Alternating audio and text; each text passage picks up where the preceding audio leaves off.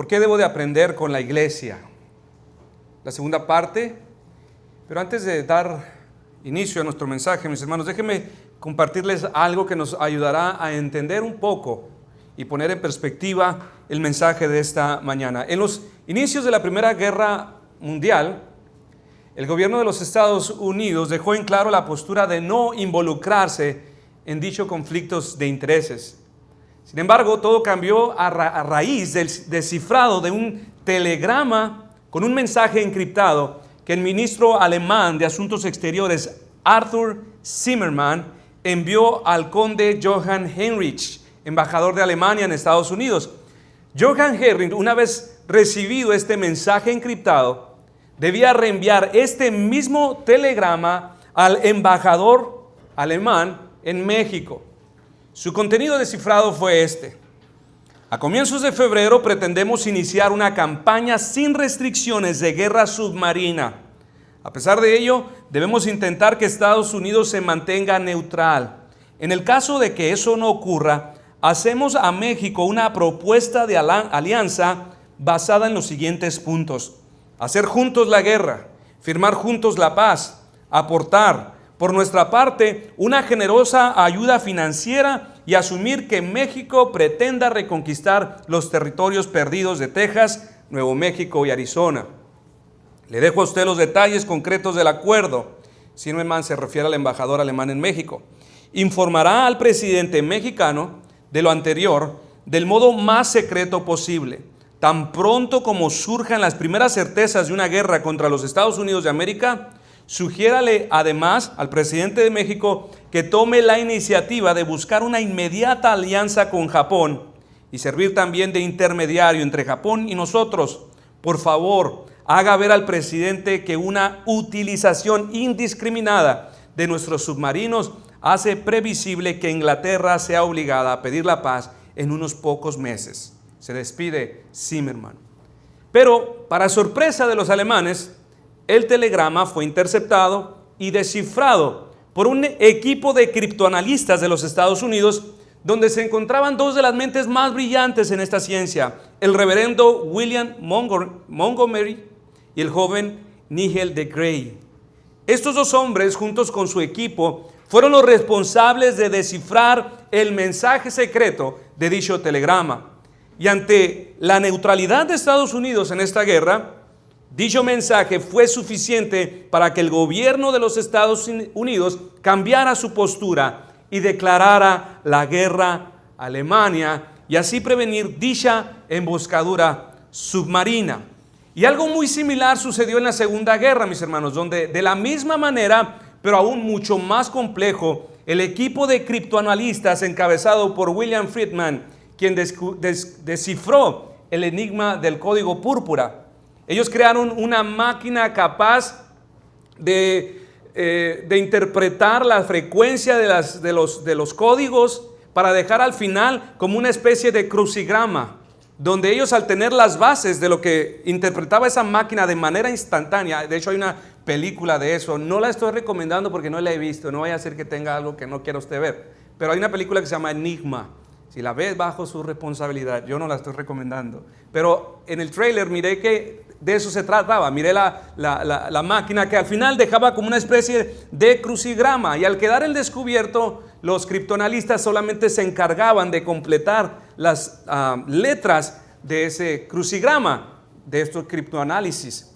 Entonces, mis hermanos, al quedar descubierto todas las estrategias y tácticas militares de Japón, pudieron también interceptar esto y evitaron mayor destrucción sobre la nación gracias a poder interpretar correctamente estos mensajes. De ambas historias podemos concluir, mis hermanos, que gracias a la colaboración colectiva de esas personas, donde cada uno aportó tiempo, análisis, conocimiento, inteligencia, experiencia, pudieron llevar a buen término su propósito, interpretar dichos códigos que al final, el haber hecho esto, salvaron vidas, muchísimas vidas de las cuales no podríamos contar. Entonces, mis hermanos, a pesar de que William Friedman y los otros personajes aquí citados eran mentes brillantes, no pudieron haber logrado lo que lograron sin la intervención de un equipo que se unió a ellos para lograr descifrar estos enigmas que Primera y Segunda Guerra se enviaban. Ahora, mis hermanos, pensando en esto, la Biblia es como un glorioso telegrama enviado desde afuera a la embajada que es su iglesia. Es un glorioso código cuyo mensaje está encriptado, oculto a la mente, y es un enigma a la mente carnal. Dice 1 Corintios capítulo 2 versos 14 al 33, pero el hombre natural no percibe las cosas que son del Espíritu de Dios, porque para él son locura, y no las puede entender porque se han de discernir espiritualmente, se han de codificar espiritualmente. En cambio, el espiritual juzgará todas las cosas, pero él no es juzgado de nadie, porque ¿quién conoció la mente del Señor? ¿Quién le instruirá? Mas nosotros tenemos la mente de Cristo. La mente de Cristo, mis hermanos. O dicho de otra forma, la presencia del Espíritu en nosotros, el gran criptoanalista de las Escrituras en nuestros corazones.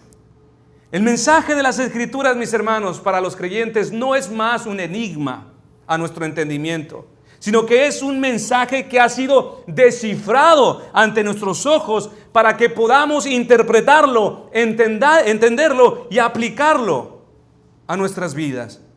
Esto es lo que nos dice 1 de Juan 2, 27. Pero la unción que vosotros recibisteis de Él permanece en vosotros, y no tenéis necesidad de que nadie os enseñe. Así como la unción misma os enseña todas las cosas, y es verdadera y no es mentira, según ella os ha enseñado, permaneced en Él. A nosotros, su iglesia, mis hermanos, se nos ha dado el supremo privilegio de poseer su Espíritu. ¿Con qué propósito? Con el propósito de poder ver con claridad el mensaje encriptado de la cruz. Poder asombrarnos, maravillarnos de la verdad que ésta nos comunica. Pero para los que se pierden, mis hermanos, repito, dicho mensaje de la cruz permanece como un enigma, difícil de entender, sin sentido alguno. 1 Corintios 1:18, porque la palabra de la cruz es locura a los que se pierden, pero a los que se salvan, esto es a nosotros, poder de Dios. El Espíritu Santo, mis hermanos, el Espíritu de Dios abre nuestros ojos a la verdad, para que podamos ver la verdad, y al poder ver la verdad podamos conocer a Jesucristo como Salvador por medio y a través de las Escrituras, mis hermanos. Pero ojo, mis hermanos, esto no significa que hemos recibido toda la esencia y cada aspecto de la verdad de manera particular. Ningún cristiano posee de manera exclusiva toda la verdad, ni siquiera los pastores. Más bien, lo que podemos asumir de esto, mis hermanos, es que la iglesia como un todo ha sido bendecida con la verdad de Dios. Por lo que vemos, dicha verdad, mis hermanos, ha sido soberanamente distribuida y repartida en cada miembro en particular, según el Espíritu Santo le ha parecido bien entregar. Es por eso, mis hermanos, que como iglesia no solo hemos recibido cierta medida de entendimiento personal al estudiar la Biblia, sino que también, y esto es muy importante, mucho de nuestro aprendizaje, mucho de nuestro entendimiento y mucha de la sabiduría la habremos de obtener de otros hermanos sobre quienes el Espíritu Santo también ha depositado cierta medida de verdad. Y esta no vendrá solo por estudiar las Escrituras de manera individual. Y entender esto, mis hermanos, nos es muy necesario. No solo por el hecho de que también los hermanos poseen la verdad y que nosotros poseemos algo de esa verdad, sino debido a que existe en nosotros una inclinación a interpretar las Escrituras de manera subjetiva y terminar malinterpretando la verdad que poseemos. Tenemos lista ahí un crucigrama con claves, ciertas palabras claves para ayudarnos a obtener su mensaje. Pero corremos el peligro, mis hermanos, de malinterpretar las Escrituras, como hablábamos en la mañana, y quedar sin el verdadero mensaje. Y sin el verdadero mensaje quedamos sin entendimiento. Y si no entendemos, mis hermanos, fracasamos en poder aplicar la verdad a nuestras vidas. Y por esta debilidad natural en nosotros, mis hermanos, a pesar de tener el Espíritu Santo, es que algunas veces las Escrituras parecen a nosotros como enigmas encriptados, difíciles de entender, pero que para ser descubiertos, mis hermanos, debemos reconocer que necesitamos la ayuda de compañeros. Necesitamos constantemente la ayuda de otro equipo sobre quienes también mora el Espíritu Santo, para que ellos junto con nosotros colaboren como decodificadores o como criptoanalistas que nos ayudarán a descifrar las profundidades de este mensaje. Estos criptoanalistas son los hermanos de la iglesia, mis hermanos. Y ellos son una ayuda eficaz para avanzar en el conocimiento de las Escrituras. Y como ayuda especial también tenemos a los pastores y maestros de la iglesia. Pero son especialmente los hermanos de la iglesia quienes también han sido dotados con cierta medida de sabiduría, de conocimiento experiencial de la palabra, de quienes nosotros podemos sacar mucho provecho. Nuestro mensaje lleva por título: ¿por qué debo aprender con los hermanos de la iglesia? Aquí la primera razón por la que debes aprender junto con los hermanos: porque la iglesia es columna y sostén de la verdad de Dios. Repito, porque la iglesia es columna y sostén de la verdad de Dios. En primera de Timoteo, el Espíritu de Dios inspiró a Pablo para describir a la iglesia del Dios viviente como columna y baluarte de la verdad. Mis hermanos, si hay una responsabilidad suprema la cual la iglesia tiene, esa responsabilidad no es solo entender las Escrituras, sino también exaltar y sostener su palabra. El mundo allá afuera está plagado de filosofías, disparates, mentiras, invenciones, toda forma de engaños sutiles. No obstante, la iglesia, mis hermanos, permanece como el único lugar donde la verdad de Dios se proclama, se sostiene y se exalta en alto. Recientemente, y les pido perdón, no me pude contener, estaba viendo un video en Facebook de un predicador y decía: cuando tú le aplaudes al Señor, cadenas de pecado, de alcoholismo se rompen. Cuando tú brincas en la alabanza, el hijo que se fue regresará a tu casa. ¿Qué disparate está diciendo este amigo? Una invención. Él ha creído una mentira y gente estaba aplaudiendo y brincando más fuerte. Las mamás. Era un disparate, mis hermanos. Y por supuesto que dejé mi comentario. A la iglesia, mis hermanos, se le ha dado un enorme privilegio de tomar la palabra en el Espíritu para seguir decodificando su mensaje, mis hermanos. Es por eso, mis hermanos, que cualquiera que de manera regular se aparta de las reuniones públicas de la iglesia, automáticamente se está privando a sí mismo de la verdad y está permitiendo que sea el mundo quien comience a instruir su mente. La iglesia del Señor Jesucristo es el único pilar en la tierra que sostiene de manera innegociable la palabra de Dios. No hay otro lugar, mis hermanos. La versión Dios habla hoy traduce esta frase baluarte de la verdad como defiende la verdad. No sé si a usted alguna ocasión, mis hermanos, le ha tocado estar, no sé, quizás en la sala de espera, no sé, y empieza a escuchar a personas que están hablando de Dios. Me ha tocado varias veces cuando hemos estado comiendo en un restaurante y por ejemplo están los vecinos de Monte Sión o de Aposento Alto ahí a un lado y están hablando y los escuchas y sientes como que ganas de interrumpir y meterte en la conversación, pero a veces no lo hace uno por prudencia. Pero recuerdo una ocasión, mis hermanos, que salimos con unos hermanos de la congregación. Entramos a un Oxxo para comprar un café y comprar unas chucherías a mi esposa.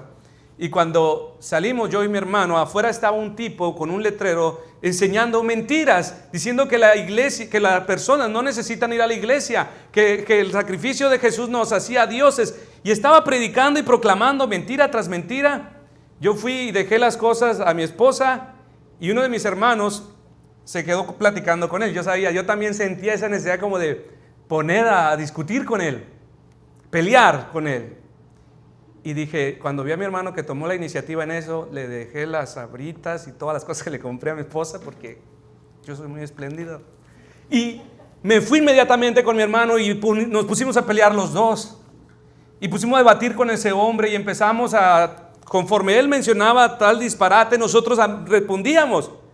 No duró mucho cuando el tipo se enojó con nosotros y se fue como de cierta manera desconcertado, se alejó del lugar y se quedó allí pensativo. Duramos un ratito más ahí platicando nosotros afuera de un Oxxo y después tuvimos que irnos. Pero lo que estoy hablando, mis hermanos, es que experimentamos esta necesidad de no solo proclamar la verdad, sino también defenderla. El mundo no le va a enseñar la verdad. El mundo no le ayudará a crecer en la verdad. No te ayudará a interpretar el mensaje de Dios con la misma escritura y a través de la escritura para decirte cómo debes de vivir. Solo, mis hermanos, será dentro del contexto de una iglesia fiel, donde se procure con toda diligencia enseñar la palabra de Dios, que tú debes aprender. El mundo no va a levantar un solo dedo por la verdad, mis hermanos. Solo será dentro del contexto de iglesia, donde se enseña la escritura, donde podrá ser enseñado acerca de la verdad del hombre, acerca de la verdad, acerca de Dios. Solo allí podrás entender tu estado delante de Dios sin Cristo, de tu nuevo estado delante de Dios en Cristo. Solo allí se te ayudará a vivir de manera sabia la verdad. Se te hablará del juicio y de la eternidad. Jóvenes, métanse muy bien esto en la cabeza. Yo sé muy bien que el mundo ejerce una presión muy fuerte sobre tus deseos, sobre tu voluntad, y te atrae casi de manera irresistible. Yo también estuve allí.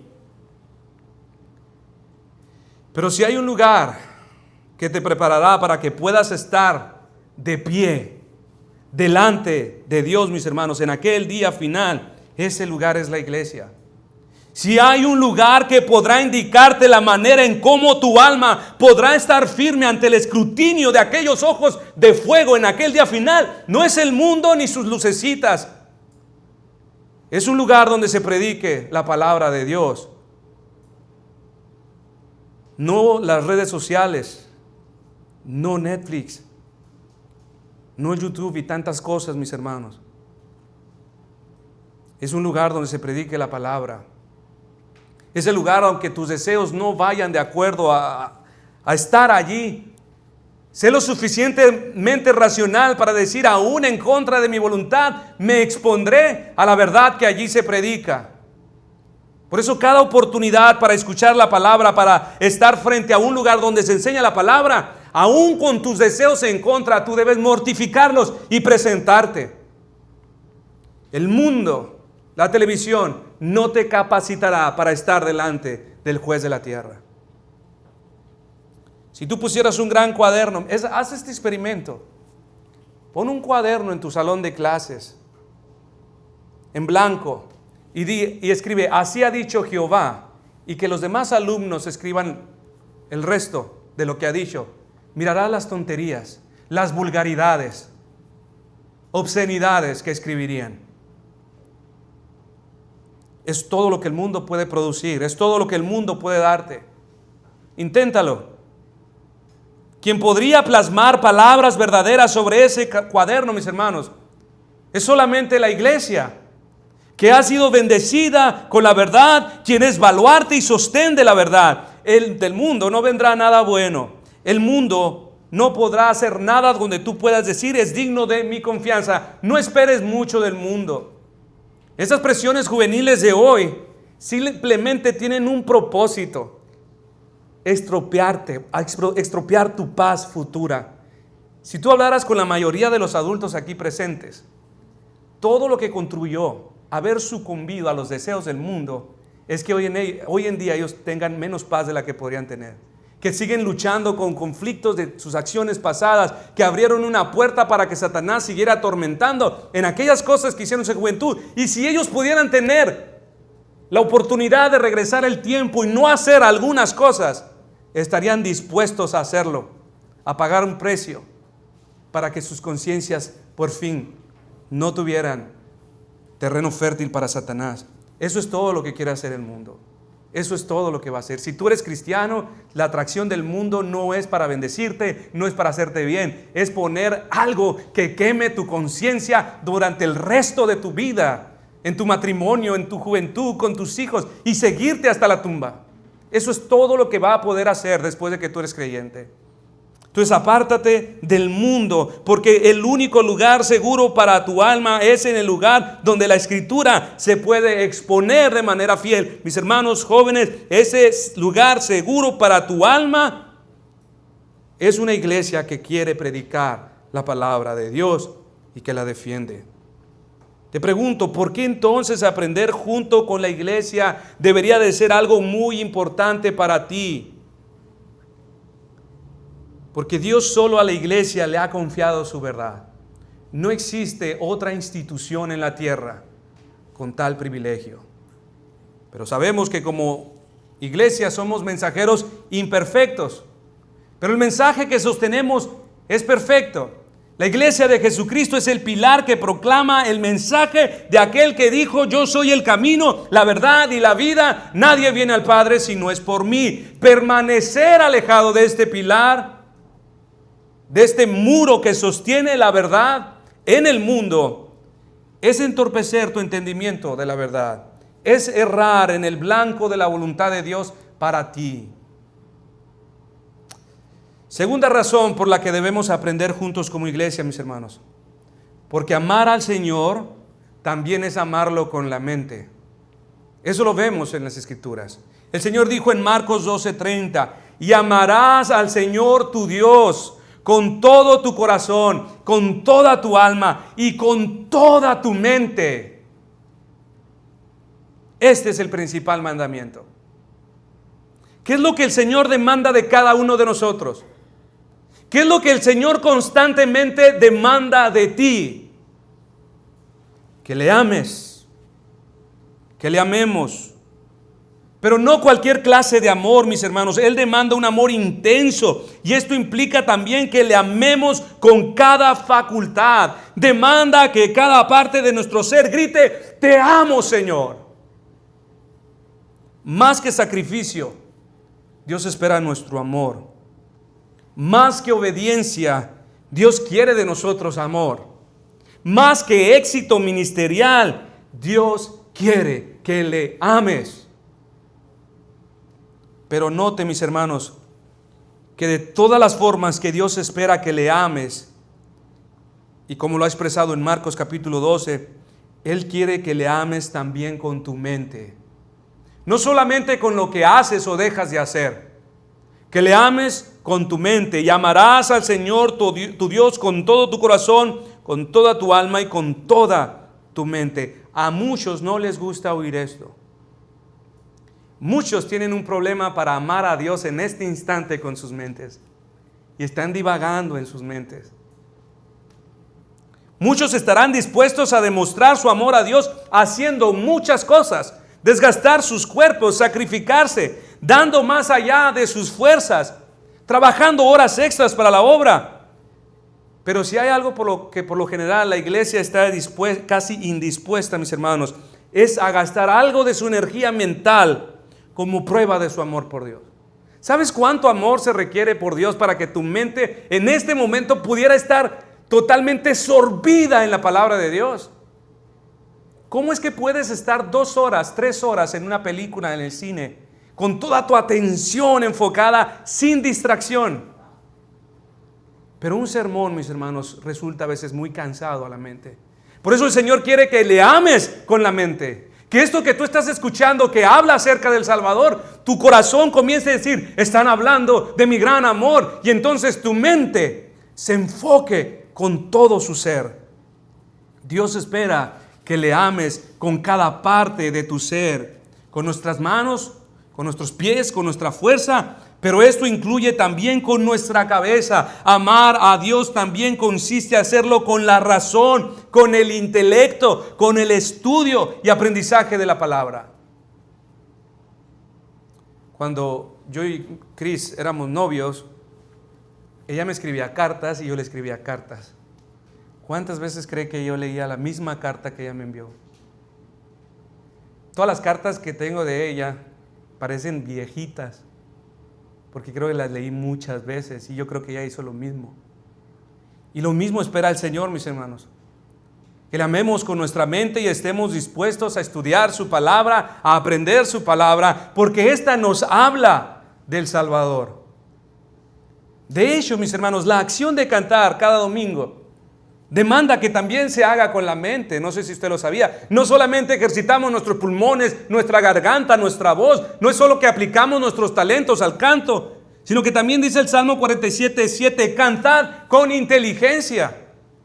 Pablo en 1 Corintios 14:15, cantaré también con el entendimiento.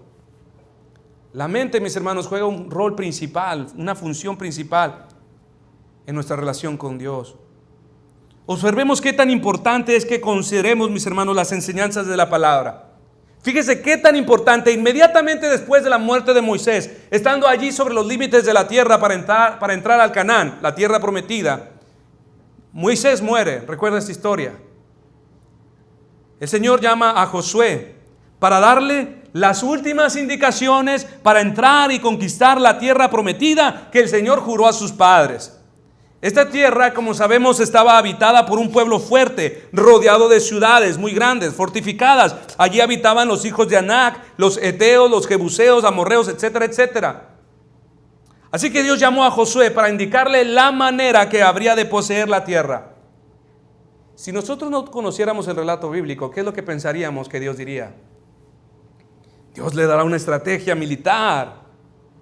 Dios le habrá de decir un plan para conquistar la tierra, un plan de guerra para poder entrar y encontrar a los enemigos descuidados. Les revelará algún punto ciego donde ellos podrán ingresar y conquistar. Todos pensaríamos así, mis hermanos, pero si leemos las Escrituras vemos algo totalmente diferente. Si usted va a Josué 1, a partir del verso 6, el Señor le dijo a Josué: esfuérzate y sé valiente, porque tú repartirás a este pueblo por heredad la tierra de la cual juré a sus padres que le daría a ellos. Solamente esfuérzate y sé muy valiente para cuidar de hacer conforme a toda la ley que mi siervo Moisés te mandó. No te apartes de ella ni a diestra ni a siniestra, para que seas prosperado en todas las cosas que aprendas. Nunca se apartará de tu boca este libro de la ley, sino que de día y de noche meditarás en él, para que guardes y hagas conforme a todo lo que en él está escrito, porque entonces harás prosperar tu camino y todo te saldrá bien. Al encontrarse Dios con Josué, para encontrar aliento en conquistar la tierra prometida, ¿qué fue lo que Dios le pidió a Josué para lograr esta encomienda? En este encuentro, mis hermanos, podemos notar que Dios y Josué no discutieron estrategias militares, no discutieron planes de guerra. En lugar de eso, el Señor le dijo a Josué que su más grande necesidad era estudiar la palabra y vivir en la meditación constante de la palabra. Qué extraño, mis hermanos. Qué extraño que los métodos del hombre no son los mismos métodos de Dios. Qué extraño que el Señor no escogió espada ni ejército, sino el espíritu de su palabra. Esto es amar a Dios, mis hermanos. Dedicar parte de nuestra energía mental al estudio y meditación de las Escrituras.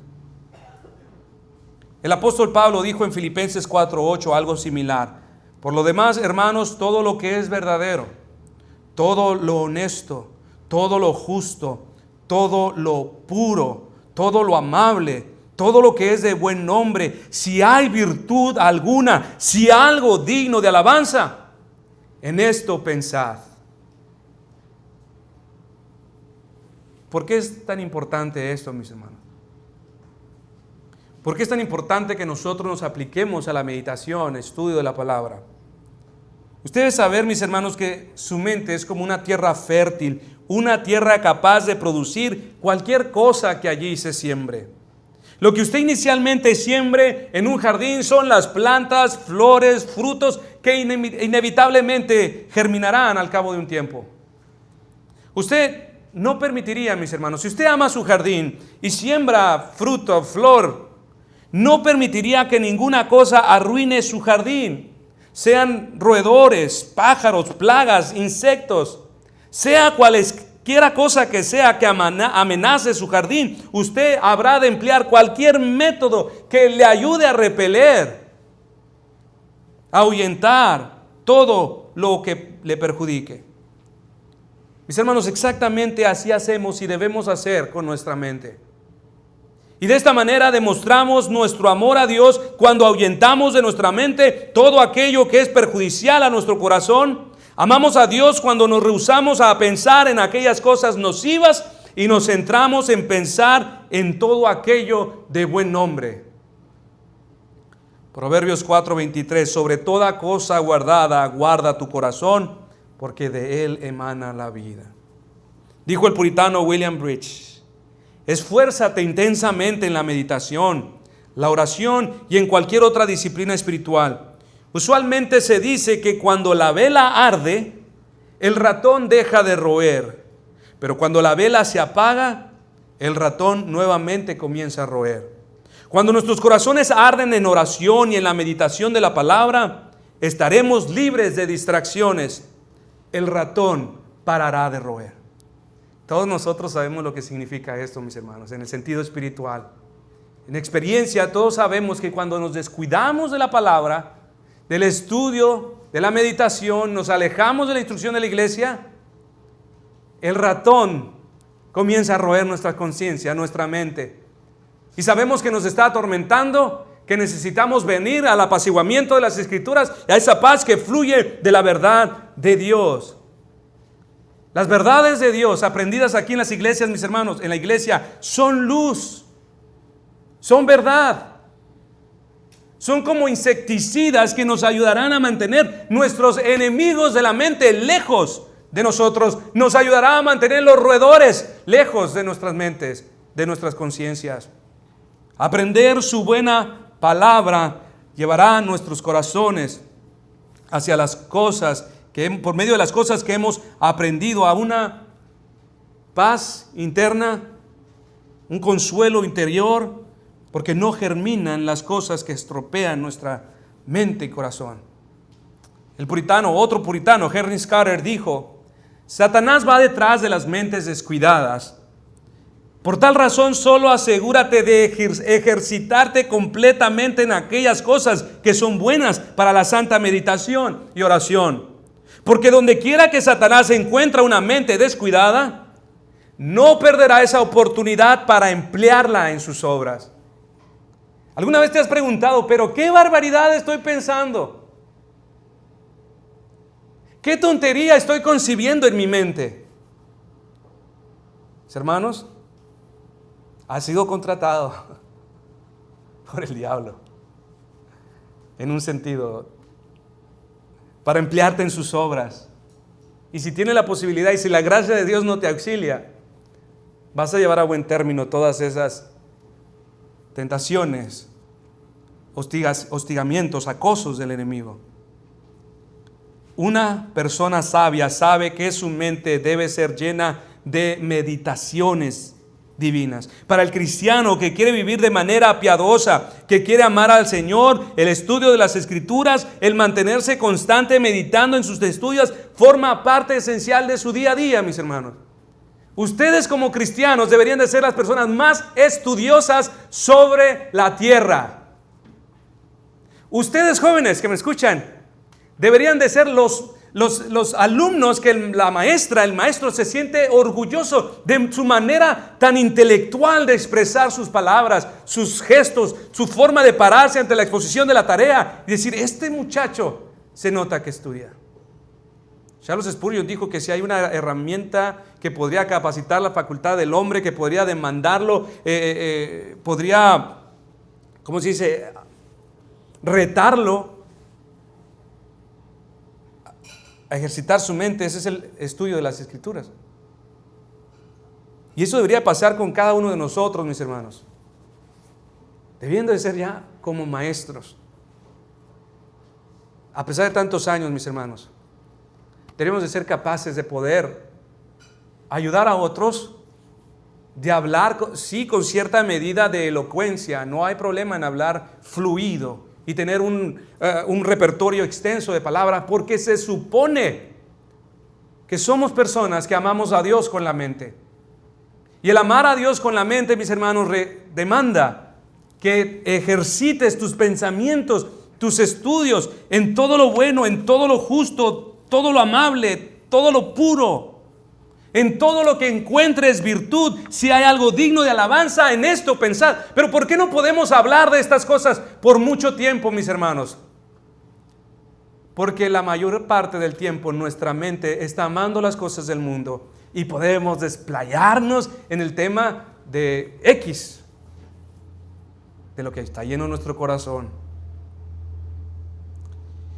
Y no solo es importante, mis hermanos, porque nos libra de pensamientos pecaminosos, cuál es una forma de amar, de honrar a Dios, sino también porque el llenar nuestras mentes de pensamientos piadosos contribuye al progreso de la imagen de Cristo en nosotros. El puritano Edmund Calamy: cuando el creyente llena su mente de la palabra de Dios, llena su mente de esas verdades de tal manera que su vida comienza a ser gobernada por la actitud del Salvador. Mis hermanos, rápidamente se nota cuando una persona está siendo llena de la Escritura, de la meditación de la palabra. Su actitud, su manera de hablar, nos habla de una persona que está entregada de manera seria, disciplinada al estudio de la palabra, a la meditación. Porque la imagen de Cristo, mis hermanos, no es algo común. Que alguien transmita, proyecte la imagen de Cristo, no es común.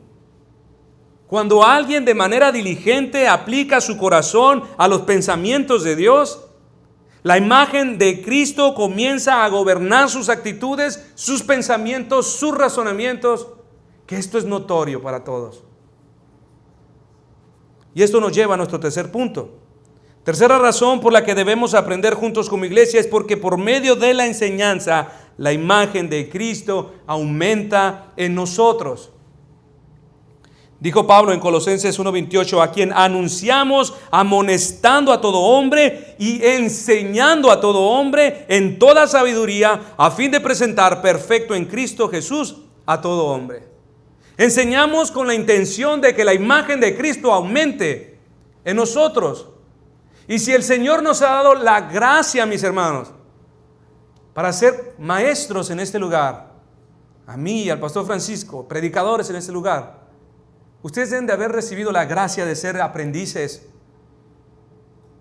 de con todo su corazón enfocar sus pensamientos a las cosas que han sido enseñadas. Si Dios ha colocado un maestro en un lugar, habrá de colocar también estudiantes.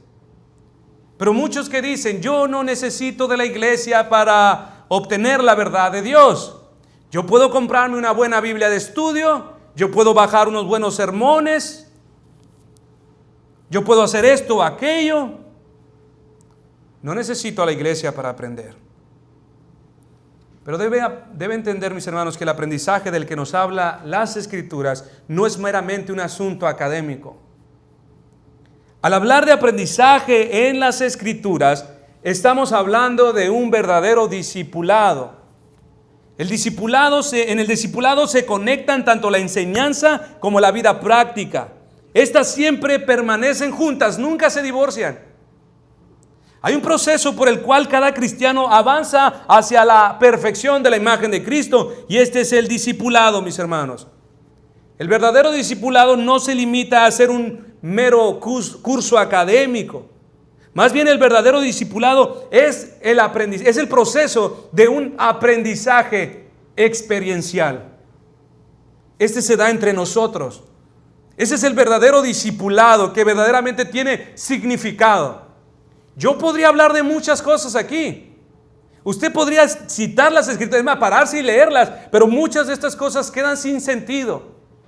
Pero cuando un hermano ha descubierto cómo estas verdades aplicaban en la vida de sus hijos, cómo ella oraba, cómo ella cuidaba, cómo ella los corregía, amonestaba en el Señor, y le dice, este aprendizaje, mis hermanos, que usted tiene de manera experiencial, con la experiencia de otro, es una gran bendición. Cuando los hermanos empiezan a aplicar, a buscar cómo la Escritura, como criptoanalistas, entender cómo aplicar estos principios, cómo se traducen en la vida práctica. Y un padre, una madre descubre con la ayuda de Dios, con la gracia de Dios, cómo dirigir y guiar su hogar. Y esta mujer le ayuda a otra. Ese es el discipulado del que nos habla la Escritura. No es tanto como pararse y enseñar, lo cual es muy valioso y no estamos desvirtuando esta gracia entre nosotros. Pero hay mayor grado de aprendizaje, mis hermanos, cuando nos acercamos a un discipulado por medio de aquel proceso de aprendizaje los unos para con nosotros. Pablo dijo en Filipenses 4:9, lo que aprendisteis y recibisteis y oísteis y visteis en mí, esto haced. Lo que aprendiste, recibiste y oíste y vistes en mí, esto haced. Se fija que no solamente dio instrucción, sino también ejemplo. El verdadero discipulado, mis hermanos, se da en compañía de los hermanos.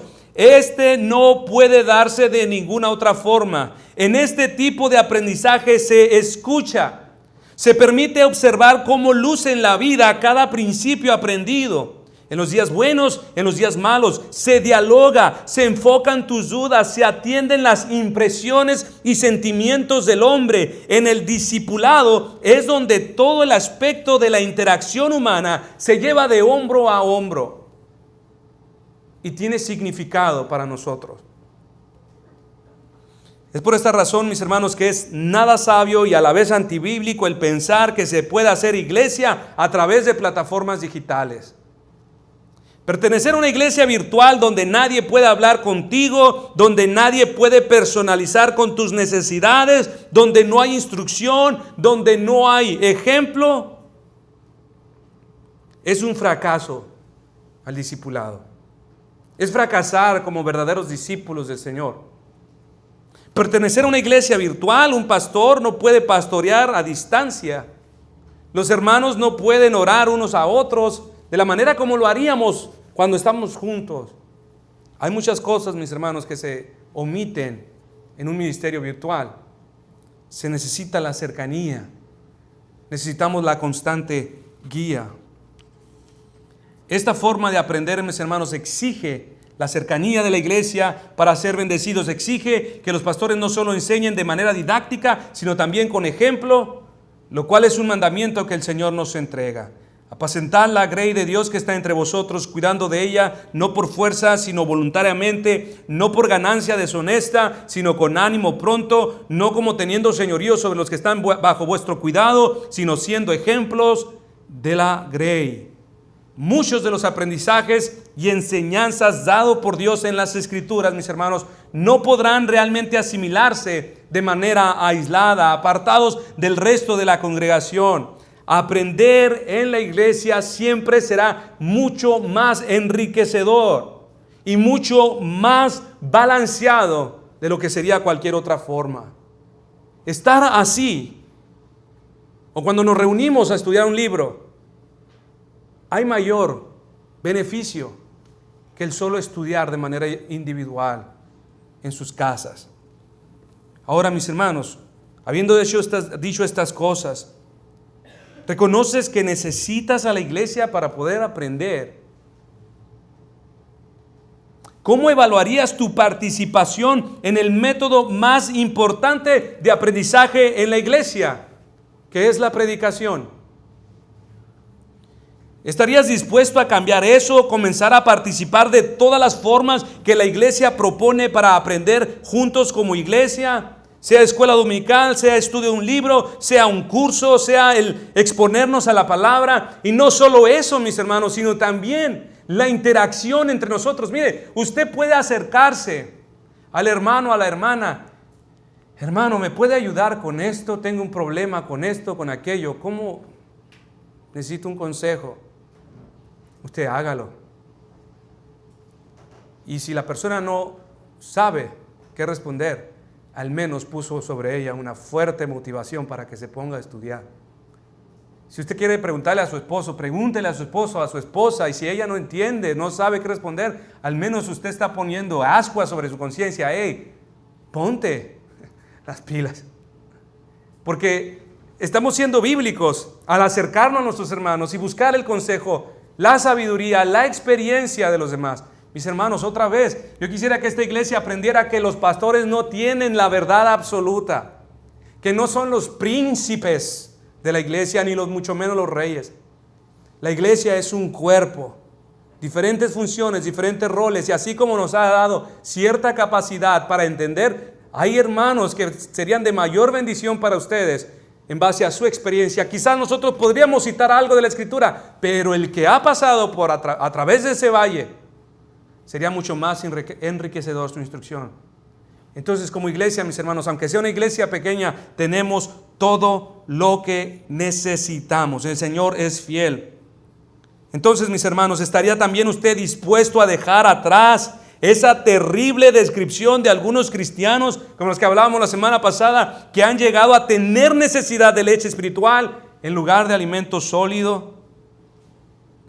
Recuerden, mis hermanos, ninguno de nosotros tiene el alcance de profundizar y entender todas las cosas contenidas en las Escrituras. Por tal razón es que muchas doctrinas, términos, significados, relatos y aplicaciones de la Escritura permanecen ante nosotros como enigmas indescriptibles. Pero ¿sabe qué? El Señor ha puesto alrededor nuestro un grupo, un equipo de criptoanalistas que Dios ha dotado en la iglesia para fungir como tales, y de los cuales no podrás avanzar si los ignoras. Así que, mis hermanos, también se necesita ser lo suficientemente humilde para reconocer que usted necesita de los hermanos para aprender la verdad, la voluntad y qué significa para mí la Escritura. Seamos lo suficientemente humildes y no tan orgullosos para creernos autosuficientes de que todo lo que necesito es una buena Biblia de estudio, tener internet en mi casa. Necesitamos de manera especial también la ayuda de los hermanos. Nos ponemos de pie, mis hermanos, y vamos a orar.